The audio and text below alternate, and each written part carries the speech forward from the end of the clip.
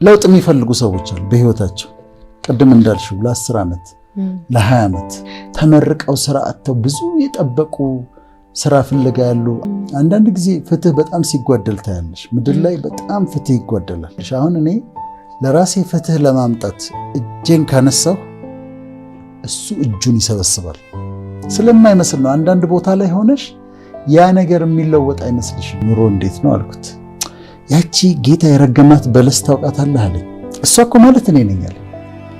ፍቅር በ24 ሰዓት ውስጥ ሰውየው እንደማታውቂው ሆኖ ሊለወጥ ይችላል። ትዳር የሚጠብቁ ብዙ ሰዎች አሉ አይደል? ማግባት የሚፈልጉ ግን ይረዘምባቸው አሉ። ልጅ የሚፈልጉ አሉ አግብተው። ከምድር የተወሰነ ፍትህ አለ ወይም ፍትህ ላታገኝ ትችላለች። ከፈጣሪ የሚመጣ ግን ፍትህ አለ።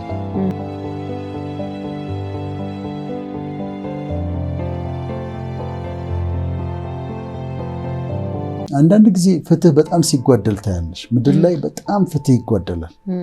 በእኛ ሀገር ብቻ ሳይሆን በጣም ሰለጠኑ የተባሉትም ሀገሮች ላይ ፍትህ በጣም ይጓደላል። ሰዎች ፍትህ ካላገኙ ደግሞ ክሎዥር አያገኙም እና በምድር ላይ ስትኖሪ ፍትህ ትፈልጊያለሽ፣ ጀስቲስ ትፈልጊያለሽ። ግን በምድር ላይ ስንኖር ያላደረግናቸውን ነገሮች አደረግን ተብለን የምንከሰስበት ጊዜ አለ። ያላደረግነውን ነገር አድርገሃል ተብለው የሚወቀሱበት ጊዜ አለ።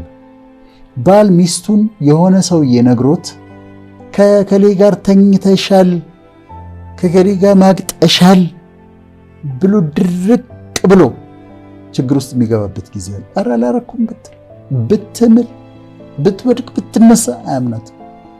ኧረ እባክህን ያላረኩም። ወይም ደግሞ ሚስት ባሏን እንዲህ አድርገሃል ብላ በማስረጃዎች የተገጣጥመውላት ይሆናል ነገሮች። የተደወለው ስልክ፣ የሄደበት ሀገር፣ ለምሳሌ ከዱባይ ሚስድ ኮል አለ፣ እሱ ዱባይ ሄዷል። ከዚያን ሚስድ ኮል ስታይ ሴት ነው ምናምን አገጣጥማ አድርገሃል ትለዋለች። አላረኩም እና እንዲህ አይነት ነገር አለ። የገንዘብ ከመስሪያ ቤት ይጠፋል። ከዛ አንዱን አንተን የሰረከው ይባላል። አልሰረቀም እሱ ግን በቃ ተወስኖበታል። እንዲህ አይነት ነገሮች በምድር ላይ አሉ። በአጠቃላይ ደግሞ በላይፋችን አሁን ይሄ የምድራዊ ጀስቲስ አለ። ምድራዊ ጀስቲስ ስንት ፐርሰንት እንደምትተማመኝበት አላውቅም። ግን በተለያዩ ጉዳዮች ፍትህ የሚፈልጉ ሰዎች አሉ። ከምድር የተወሰነ ፍትህ አለ ወይም ፍትህ ላታገኝ ትችላለች። መለኮታዊ ፍትህ ግን አለ። ሰማያዊ ፍትህ ግን አለ። ከፈጣሪ የሚመጣ ግን ፍትህ አለ። ሰውን ማያፍር ነው ይላል። አንዳንድ ሰዎች አሉ እንደዚህ አላህን አይፈራም፣ እግዚአብሔርን አይፈራም፣ ሰውን ደግሞ አያፍር። ስለዚህ ቼት መጣ አረባክ እንደው ስለ እግዚአብሔር አረባክ እንደው ስለ አለ አረባክ ስለ ፈጣሪ ብትለው ማን ነው እሱ ነው ልክ ፈርዖን እንዳለው እግዚአብሔር ማን ነው? እግዚአብሔርን አላውቅም ህዝቡንም አልለቅም እንዳለው ሁይዝ ጋር እንዳለው። አሁን ፈጣሪ ሲፈርድ የግድ የኮርት ኬዞች የፍርድ ቤቶች ጉዳዮች ብቻ ሳይሆኑ አሁን ዝርዝሮቹን እንመልከት። ምክንያቱም ተመልካቾቻችን የሚመለከታቸው ጉዳዮች ስለሆኑ ጉዳዮች ይኖሩናል። እንዲሆኑ የምንፈልጋቸው ጉዳዮች አሉ። አንዳንዱ ለምሳሌ የምትጠብቂውና ግን የሚዘገይብሽ ነገር አለ። በጣም የሚዘገይብሽ ከዛ ነቀፌታ የሚሆንብሽ ነገር አለ።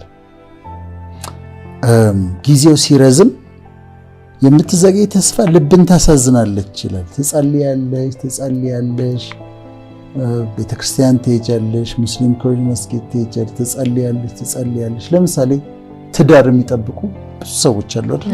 ማግባት የሚፈልጉ ግን ይረዘምባቸው አሉ።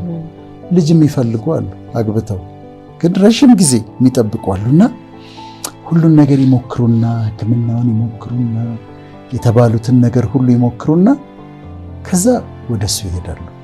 ኧረ እባክህ ፍረድልኝ ይላሉ እና ይፈርድላቸዋል ወይ ነው ጥያቄው።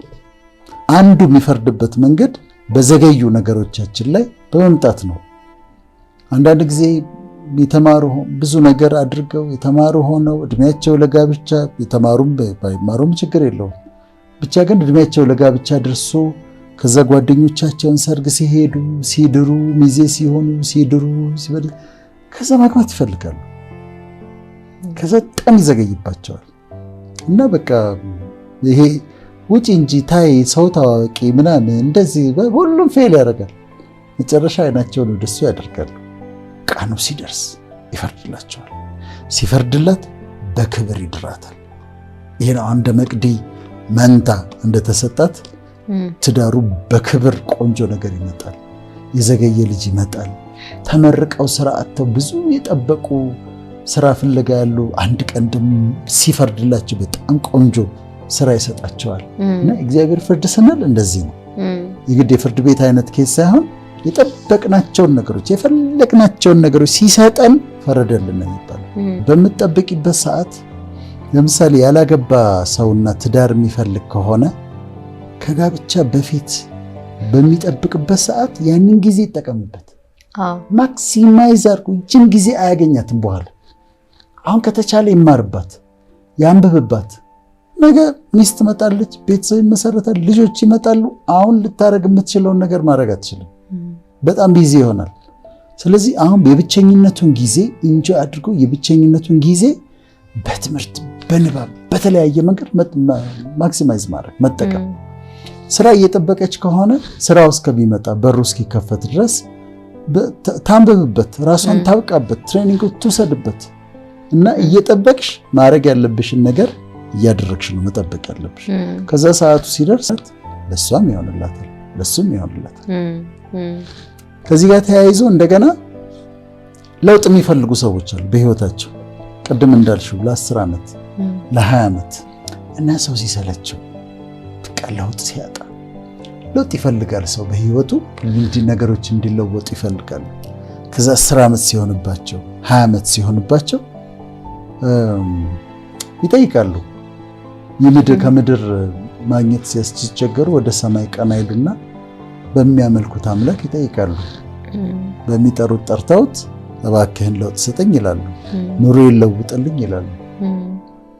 የሚገርምሽ ግን ሲፈርድላቸው ፍቅር በ24 ሰዓት ውስጥ ሰውየው እንደማታውቂው ሆኖ ሊለወጥ ይችላል። ፈጽሞ እንደማታውቂው። ኑሮ እንዴት ነው አልኩት። ያቺ ጌታ የረገማት በለስ ታውቃታለህ አለኝ። አዎ አስታውሳለሁኝ አልኩት። እሷ እኮ ማለት እኔ ነኝ አለኝ። እቺ ማታፈራዋ ማትለወጣዋ የተረገመችዋ በለስ እኮ ማለት እኔ ነኝ አለኝ። ሪሊ ቻሌንጅ አላረኩትም። ሰዎች ኮምፕሌን ሲያደርጉ ብዙ አትከራከሪያቸው፣ ምክንያቱም መልስ የሚሰጣቸው እሱ ነው። ከዛ በኋላ በአንድ ዓመት ልዩነት የገባበትን ቦታ ብታይ፣ እኔ አሁን አንድ ቦታ ቦሌ አካባቢ ያገኘሁትና በጣም ቆንጆ ሌተስ ላንድ ክሩዘር ይዞ የሚገርም አንድ ካምፓኒ ደግሞ BMW ነው መርሴዲስ እንደዚህ ሸልሞኝ ረስቶታል። ያ የተረገመች በለስ ነው ያለውን ረስቶታል። እኔም አላስታወስኩትም። ግን ኑሮ ሙሉ በሙሉ ተለውጦ ህንፃ ሰርቷል። ምኑ ተቀይሯል፣ ቤቱ ተቀይሯል፣ መኪናው ተቀይሯል፣ አኗኗሩ ተቀይሯል። ሲመጣና ሲፈርድልሽ ይለወጣል። ያሰለችኝ ያልሽው ኑሮ ሲለወጥ ታየዋለሽ። ከፈለገ በአንድ ቀን ታሪክሽን ይለውጠዋል። ከፈለገ በአንድ የስልክ ጥሪ ህይወትሽን ይለውጠዋል። አንድ ስልክ ይደወልልሻል፣ ሃሎት ያለሽ፣ ከዛ አንድ ኒውስ ይነገርሻል፣ የተደረገ ነገር ይነገርሻል፣ ተለውጧል። ፍርድ ማለት ይሄ ነው። ፍትህ ማለት መለኮታዊ ፍትህ ማለት ከፈጣሪ የሚመጣ ከእግዚአብሔር ካለ የሚመጣ ፍትህ ይሄ ነው። መለወጥ ከፈለገ just like that ጊዜው ሲደርስ በአንድ ሰዓት ውስጥ ታሪክ ይለወጣል። እና ይሄ ነው። አንዳንድ ጊዜ ሰዎች የሱ ብሩ የኔ ነው ወርቁ የኔ ነው ብሎ የለም ሁሉ የሱ ነው። ከዛ እዚህ ጋር ሰዎች ውስኪ ሲራጩበት ያሉ እንደፈለጉ ሲያረጉ ይመለከታሉ። ብር ናይት ክለብ ገብተው እንደዚህ ያረጉ ሲበትኑ ያሉ።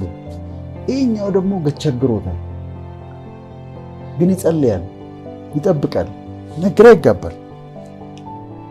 አሁን ቀኑ ሲደርስ ይሄም ያልፋል፣ ፋይናንሻል ችግርም ያልፋል፣ ይሄ በረሃብም ያልፋል፣ ችግርም ያልፋል፣ ይህ ጥበት የኑሮ ጥበትም ያልፋል። እሱ ይሆን ብሎ ሲወስንልሽ፣ ቀኑ ሲደርስ ሲፈርምልሽ፣ ማህተም ሲያደርግልሽ፣ ማህተም አድርጎ ሲፈርምልሽ ያ ችግር ደግሞ ያልፋል። አሁን ይህን በምናገርበት ጊዜ ለምንድን ነው ይህን የምንናገረው? የሚመለከቱን ሰዎች አሉ፣ የተለያየ ነገር ውስጥ ያሉ፣ ቅድም እንዳልነው ትዳር የሚፈልጉ ያላገቡ፣ አግብተው ደግሞ ልጅ የሚጠብቁ፣ ተመርቀው ስራ የሚጠብቁ፣ በገንዘብ ችግር ውስጥ እያለፉ እየተገረሙ ሰው እንደፈለገ እየኖረ እኔ ምናምን የሚሉ አሉ። እና እንዲገባቸው ነው የምንፈልገው። ይፈርድላቸዋል። በፊርማና በማህተም ትእዛዝ ይወጣል። ከዛ በላይ ይለወጣል ነገር ስለማይመስል ነው። አንዳንድ ቦታ ላይ ሆነሽ ያ ነገር የሚለወጥ አይመስልሽም እና በጣም ዲፕረስ ልትሆኝ ትችላለሽ እና ይለወጣል። አንዳንድ ሰዎች ደግሞ ልጅ ይታመምባቸዋል፣ ታማሚ ልጅ ይኖራቸዋል እና በልጅ ይፈተናሉ። ልጅ ይታመማል፣ በዛ ይቸገራሉ፣ ያስጨንቃቸዋል እና አሳክመው ሞክረው ከዛ አይናቸውን ወደሱ ያደረጉና በቃ አንተ ፍረድልኝ ይላሉ። ከዛ ደግሞ ልጆች ሲድኑ ታያለሽ። ከፈጣሪ ፍርድን ይፈልጋሉ። ተበድለው በቃ ተገፍተው ተበድለው ጉልበተኛ ነጥቋቸው ግን ፍትህ የሚፈልጉ አሉ። ለእነሱም እንነግራቸዋለን። አለች ቀን በማህተም በፊርማ ከሰማይ ፍርድ የሚመጣበት ጊዜ አለ። በደለኛም ሂሳቡን የሚያገኝበት ጊዜ አለ። እንዲሁ እንደው በቃ በስልጣኑ በሀብቱ ተመክቶ እንደፈለገ የሚያረግ ሰው እንደዛ ሆኖ አይኖርም። እንደዛ እኮ ሆኖ አይኖርም። ፍትህ እኮ ይመጣል። ይሄ በገንዘቡ በስልጣኑ ፈለኩትን አደርጋለሁ ብሎ ያኛውን በድሎት ያችኛዋን በድላት አሰቃይታ የፈለገውን ነገር አድርጎ ከዛ እንደዛ ህይወቱን ይጨርስ ነው አለ። ፍርድ አለ፣ ፍርድ ቤት አለ። መጨረሻ የፍርድ ቤት አክቹዋል ፍርድ ቤት ኬዝ ያላቸው ሰዎች አሉ እና እነሱም ደግሞ ትክክለኛ ከምድር ፍትህ ቢያጡ ከሰማይ ፍትህ ያገኛሉ እና ከሰማይ ፍርድ ይመጣል። ይህን ሁሉ መልካም ነገሮች ያደርጋል። የእሱ ማህተምና ፊርማ ታሪክ ይለውጣል። አንድ ጠበቃ ወዳጅ አለኝና ሁለት ነገሮች ልንገርሽና ልጨርስ። ከተፈረደ በኋላ ምንድን ነው የሚደረገው አልኩት። አሁን አንድ ነገር ከተፈረደብኝ በኋላ ምንድን ነው የሚደረገው አልኩት። እሱ የነገረኝን ነው፣ የህግ ሰው አይደለሁም። የአፈጻጸም ፋይል ይከፈታል አለ። አሁን ዳኛው ፈርዷል። ከዚያ የአፈጻጸም ፋይል ይከፈትና በዛ ፋይል መሰረት ለእያንዳንዱ ጉዳዩ ለሚመለከተው መስሪያ ቤት ደብዳቤ፣ የፍርድ ቤት ትዕዛዝ ይጻፍለታል። ከዛ መታዘዝ ብቻ ነው። የትኛውም መስሪያ ቤት ሌላ አማራጭ የለውም፣ መታዘዝ ብቻ ነው። ስለዚህ እሱም እግዚአብሔርም ሲፈርድ የአፈጻጸም ፋይል ይከፈትልሻል። ጉዳይሽ ያለባቸው ቦታዎች በሙሉ ትዕዛዝ ይተላለፍላቸዋል። he has to do it። እሱ አዞ ማን ነው እምቢ የሚለው? ማን ነው? እሱ አዞ አደርጋለሁ ብሎ ትዕዛዝ ሰጥቶ ማንም እምቢ ማለት አይቻልም። ስለ ትዕዛዝ ይወጣል። ከዛ ሁለተኛውን እቺ ልንገርሽና ልጨርስ። እሱ ፈረደልሽ አይደል? እሱ ከፈረደልሽ በኋላ ሰይጣንም ይሁን ሰዎች መጥተው እንዴት ይፈረድላታል ብለው መጠየቅ ይችላሉ።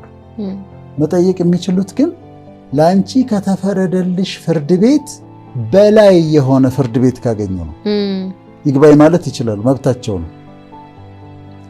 ለአንቺ ከተፈረደልሽ ፍርድ ቤት ግን በላይ ፍርድ ቤት ማግኘት አለባቸው። የፈጣሪ ፍርድ ቤት ሱፕሪም ኮርት እሱ ነው። የእግዚአብሔር ፍርድ ቤት፣ የአላህ ፍርድ ቤት ሱፕሪም ኮርት እሱ ነው። ከዛ በላይ የለም። አቤት ማያ የለም። ወሰነ ነው። ስለዚህ ተመልካቾቻችን ልነግራቸው የምንፈልገው በተለያየ ባነሳናቸው ጉዳይ ባላነሳናቸውም ጉዳይ ከሰው አቅም በላይ ሆኖ አምላካቸውን የሚጠባበቁ ፈጣሪን የሚጠባበቁ ሰዎች ይፈርድላቸዋል። ቅድም ያለው እንደውም ፈጥኖ ይፈርድላቸዋል። በራስ ማስተዋል አትደገፍ ይላል። ይኸውልሽ አሁን እኔ ለራሴ ፍትህ ለማምጣት እጄን ካነሳሁ እሱ እጁን ይሰበስባል። የለበትም፣ አይቀላቀልም። ከኔ ዝም ብሎ ተራ ስራ ጋር ከኔ ማጭበርበር ጋር አይተባበርም። ስለዚህ እኔ እጄን ካስገባሁኝ እሱ እጁን ይሰበስባል። እኔ ማድረግ ያለብኝ ምንድነው? እጄን መሰብሰብ። አንዳንዶች በራሳቸው ማስተዋል ይደገፉና አሁን አንዲት ልጅ አውቅ ነበር፣ በጣም የምታምር ቆንጆ ልጅ። ከዛ ትጠብቃለች፣ ትጸልያለች፣ ትጠብቃለች፣ ትጸልያለች። ከዛ አንድ ቀን የሆነ ሰው መጣ ከአሜሪካ። አልወደደችው፣ የእሷ ታይፕም አይደለም፣ እድሜያቸውም አይመጣጠንም። ግን እሷ አሜሪካ መሄድ ፈልጋለች። ስለዚህ ምን አደረገች? ፈቃዱ የእግዚአብሔር ፈቃድ እንዳልሆነ ታውቃለች። ይሄ ሰውዬ ባሏ እንዳልሆነ ታውቃለች። በቃ ለመሄድ ብላ አገባችው። እንዴት እንደምታምር ማመን አትችልም።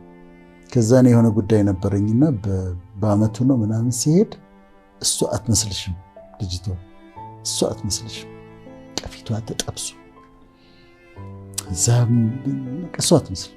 አሁን ምንድን ነው ያደረገችው? እሱ ብትጠብቀው ኖሮ የእሱ ንጹህ እጅ የእሷ የሆነውን ሰው ያመጣ ነበረ። የእሱ ንጹህ እጅ ይባርካት ነበረ። እሷ እጇን አስገባች፣ እሱ እጁን ሰበሰበ። ስለዚህ በጣም ትልቅ ነጥብ ነው። ነገሮቻችን አንለው ጠንክረን እንሰራለን፣ እንጸልያለን፣ ማድረግ ያለብንን ንጹህ ነገሮች እናድርጋለን። በንጽህና ካልሄድን ግን በሌላ መንገድ እጃችንን ካስገባን ግን የእሱን እጅ እንከለክለዋለን። ስለዚህ እጃችሁን አታስገቡ። ፍትህ እሱ ይስጣችሁ። ጠንክራችሁ ስሩ፣ ማድረግ ያለባችሁን ነገር አድርጉ፣ በንጽህና ለመኖር ሞክሩ። ከዛ የእሱ እጅ መታ ትታደጋችኋለች። እናንተ ግን ቀድማችሁ የራሳችሁ መፍትሄ ፍልሉ በራሳችሁ መንገድ ልክ እንዳልሆነ እያወቃችሁ እጃችሁን ካስገባችሁ ግን እሱ እጁን ይሰበስባል።